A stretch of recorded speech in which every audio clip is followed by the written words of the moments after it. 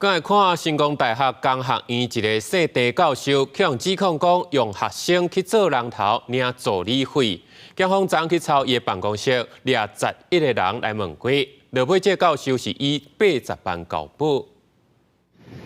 成功大学工学院14早起传出有检调去搜查，主要就是因为有一位姓陈教授，互人指控利用研究计划以学生做人头赚领助理费。没有注意到，没有注意到。可以，谢谢你帮忙，谢谢。他算是蛮资深，而且为人也是蛮正直的一个人这样子。大多数的学生拢唔知影这件代志。事实上，这个教授互人检举讲，伊利用研究计划以学生做人头，加补助理费去行销。检方14早起摕搜索票去抄研究室甲办公室等所在，约谈教授甲学生计共11个人。